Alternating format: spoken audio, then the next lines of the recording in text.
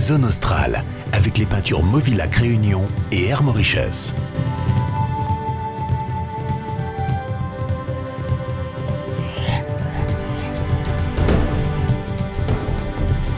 Ce soir, Zone Australe vous emmène à Sumatra, avec les motards de Motoland Aventure, autour du lac Toba, pour découvrir la culture batak. La richesse culturelle a donné naissance à une architecture étonnante et métissée. C'est un reportage signé Serge Marisy et Sophie Vallée.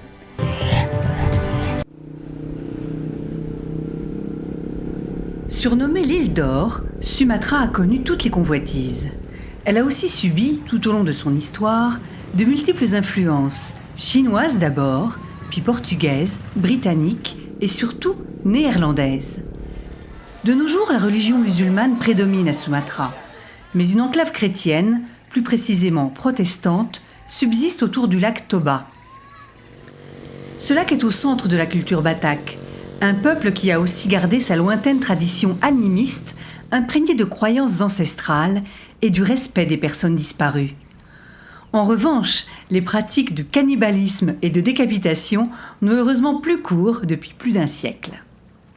Et au bord du lac Toba, nous sommes dans un village batak qui a une histoire également très riche, puisque avant l'intervention des missionnaires, qui se situe à la fin du 19e siècle, une peuplade qui avait des mœurs extrêmement dures, c'était des coupeurs de tête, des guerriers.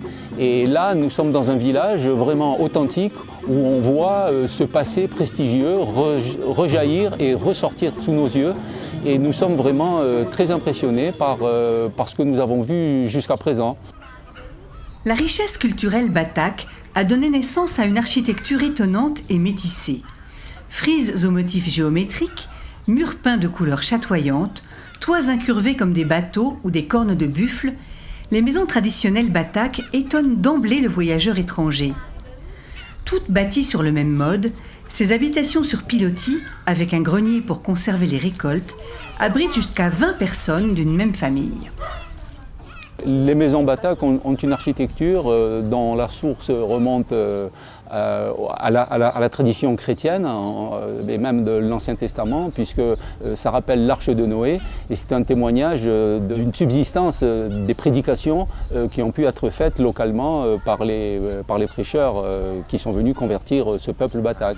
On retrouve ça dans la forme des toits extrêmement pentus, avec ces caractéristiques tout à fait notables de ce mélange en quelque sorte de la culture traditionnelle batak et de l'apport chrétien qui a été effectué à la fin du 19e siècle. Même si la modernité y a fait irruption, avec ses immenses antennes paraboliques, la vie reste simple dans ces villages anciens. C'est une vie d'une simplicité incroyable. Il n'y a presque pas de modernité dans leur maison. Et puis voilà, on se met devant la maison, les gens regardent les petites motos passer, le temps s'écoule, et voilà, ça s'écoule doucement, au rythme des journées et des repas. Et puis voilà, très simple, très rural. À l'origine, les Batak habitaient tous autour du lac Toba. Ils ont ensuite émigré dans toutes les grandes villes de Sumatra pour y chercher du travail. Très attachés à leur tradition, ils ont également conservé leur langue et ils finissent toujours par revenir sur leur terre. Perpétuer la culture batak est pour ce peuple un devoir moral. Et c'est très important pour eux aussi de défendre constamment toute la culture batak. On le voit par exemple par les maisons, on va les voir par les sculptures un peu partout, on va les voir par les entrées dans les maisons qui vont avoir leur petite statue. On le voit dans plein de choses, dans vraiment plein de choses. Pour favoriser cette transmission culturelle, un musée grandiose, l'unique musée batak de Sumatra, a ouvert ses portes en janvier 2011 dans la petite ville de Belige. Des tableaux reproduisant l'alphabet batak illustrent la très ancienne écriture propre à ce peuple. On y apprend aussi la particularité des noms de famille.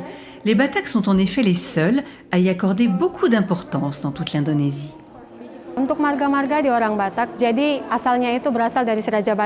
Tous les noms Batak viennent du premier roi, Si Raja Batak, qui vécut au XIIe siècle.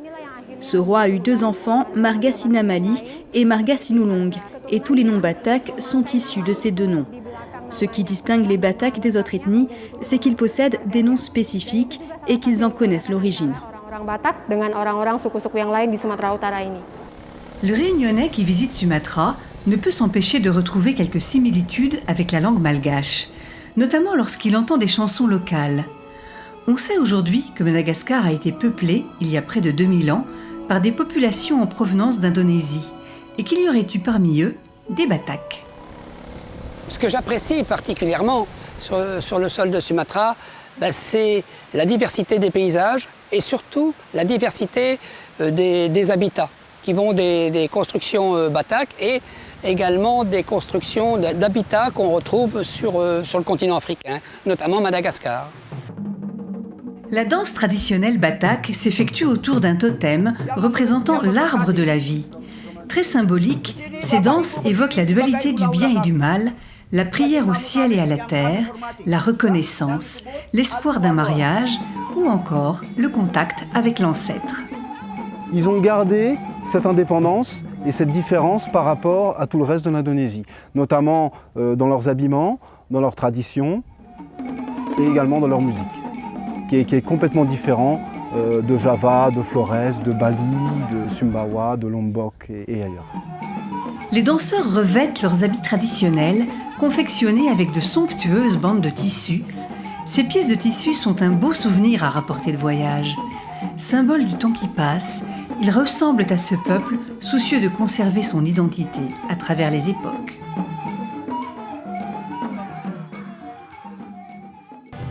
La semaine prochaine, avec Zone Australe, nous poursuivrons notre voyage en Indonésie sur les routes de Sumatra et plus précisément sur l'île de Samosir à la rencontre de ses habitants.